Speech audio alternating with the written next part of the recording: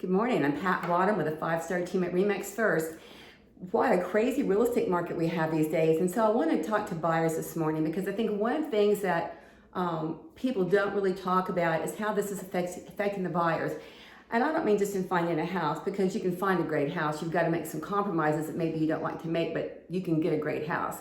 The question is what to do when you become interested in a house that's a great house, that's in perfect condition, and you have 3 or 4 other offers you're competing with. So one of the things that happens that we see, unfortunately, too much is that buyers get all excited about competing and winning, and then they go after the next, they go, oh, I didn't mean to pay that much, or I didn't mean to buy that house, or what was I thinking? So some things you need to think of, first of all, is put yourself in the seller's position, because they're excited that you bought their house and then you back out the next day. That's just crazy. But you need to understand what's happening out there. So if you have to pay full price for a house, be prepared to do that. You need to also have enough money to pay your own closing costs these days. It's very, very important to have that. And then if you get into a situation where there's multiple offers and you're going to pay over list price, you need to be able to pay the difference between the list price and what you offer in cash. You can't rely on the house appraising for over list price, because we pick the list price for some reason. I think it's because we think that's what the house is worth. But when you get 3 or 4 people that want the same great house, I've seen people pay $2,000 more, $5,000 more, and one of the day it was $12,000 more. So just know you need to understand the ramifications of that. There's lots of ways to sweeten your deal to make it better than the other offers, and it's not always about the money. It's finding out when the seller wants to close, what their time frame is. Some sellers would do better on the price, give you a better price if they could stay in their house another 30 or 60 days so they can find something. That's a really smart thing that I don't think people are thinking of in this market. The other thing that you can do is shorten the time frame for an inspection. So before you even make your offer, have your realtor call the inspector and see what's his time frame. Could he plug you in the next 2 or 3 days? That would make your deal even better than the next person who might have more money.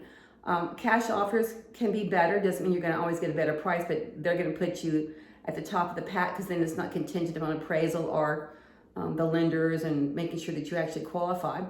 Which brings me to your qualification letter. So these pre-qual letters that people get, they mean nothing to me unless they've run you through desktop underwriting, they've verified your credit and your debt to income ratio, and they've verified your bank accounts that you have the money.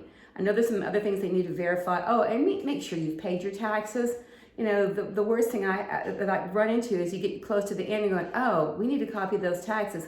Oh, I haven't filed them yet. Okay, so that can hold you up. So all these little things that you can do on the front end before you even make an offer on a house will put you as a buyer in the best position to win, whether you're in a multiple offer situation or just finding the house of your dreams. Now, I want to speak once more about the homes that aren't perfect out there. There are great homes out there. In fact, I'm going to tell you a quick story. When we bought the house we're in now, we've been there, oh my gosh, we've never lived in a house for 20 years. We've been in this house for 22 years. I was someone who always moved every 6 years, but this house we stayed in. But it was a new house when we bought it. And the first thing my husband said to me was, how many rooms do we have to paint before we move in? It wasn't brand new. It was like 6 months old and 9 months old. And I said, well, and I need a second fireplace too. So we had to repaint half the house, have a second fireplace and some bookshelves built in. Brand new house. So I wanted to make it my own house. So when you get to a house that doesn't have the colors you like, or maybe you don't like the flooring, you'd rather have wood instead of carpet, you can do all those things after closing. You can actually, sometimes negotiate a pretty good deal if you're doing all the flooring at one time. And you're going, well, I spent all this money for closing costs. I've spent all this money for getting the loan. I don't have any cash left over. Well, I hate to say, but you can use your credit card, and there are places that they do run credit for something like that. So if you're spending a lot of money, there's lots of ways to do it. But I just did 3 bedrooms in a house the other day, and the cost was $1,300. So when people say, well, I don't like the carpet, I don't like the flooring, get the prices before you say that, because you can find a really great house at a really great deal.